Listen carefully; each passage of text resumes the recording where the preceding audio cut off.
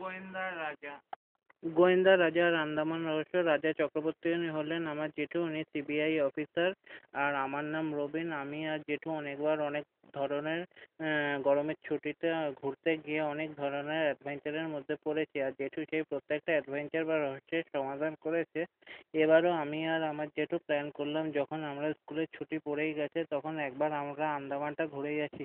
আমি তখন জেঠুকে প্রশ্ন করলাম যে জেঠু, সত্যি বলো না, তুমি কি কোনো আবার কেস পেয়েছো? বলো না বলো না প্লিজ, এবার কেসটা কি? জেঠু বলে, এবার কোনো কেস নেই, শুধু ঘোড়া। আমি এটা শুনে একটু নিরাশ হলাম, কিন্তু আমি জানি যে জেঠু যখন এত দূর যাচ্ছে তখন কোনো নতুন কেস হাতে নিয়েছে, কারণ কালকে সিবিআই ডিপার্টমেন্ট থেকে নরেশ কাকু এসেছিল। আর আমি স্কুল থেকে বাড়ি ফেরার সময় ওনার গাড়ি যেতে দেখেছি। হঠাৎ জেঠু বলে, কাল নরেশ এসেছিল, বললো আন্দামান দ্বীপটাতে কিছু একটা অস্বাভাবিক চলছে, যেটা ওখানকার পুলিশ বুঝতে পারছে না। ওখানে সিবিআই এর দুজন অফিসার গেছিল, কিন্তু তারা দুজনেই বেপাত্তা হয়ে গেছে। তাদের সঙ্গে আর যোগাযোগ করা যাচ্ছে না। ওদের লাস্ট খবর ছিল যে ওখানে কিছু অদ্ভুত হচ্ছে, আর সঙ্গে কিছু ক্রিমিনাল অ্যাক্টিভিটিও বেড়ে গেছে। মেন কথা, মাঝে মাঝে ওখানে আন্দামানের আকাশে অদ্ভুত কিছু একটা দেখা যাচ্ছে, বুঝলি রবিন?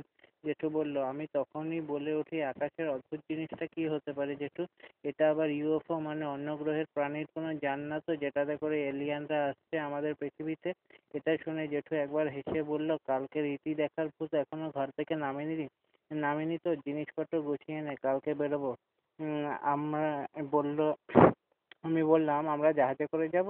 জেঠু বলল, হ্যাঁ। আমি সব গুছিয়ে নিলাম। তারপর আর জেঠু জাহাজে উঠে গেলাম। আমাদের পেছন পেছন তিনজন লোক উঠে গেল, যাদের মধ্যে একজন একটু খুঁড়িয়ে হাঁটছিল। জেঠু লোকটার দিকে একবার তাকালো, আমিও দেখলাম।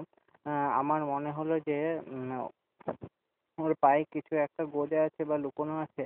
হঠাৎ মাথায় এলো, বন্দুক না তো, কারণ জেঠুর তো শত্রু কম নয়। কিন্তু এবার মনে হলো জেঠুর লোকটাকে দেখেছে তো, আর ওর অবজারভেশন পাওয়ার খুব বেশি।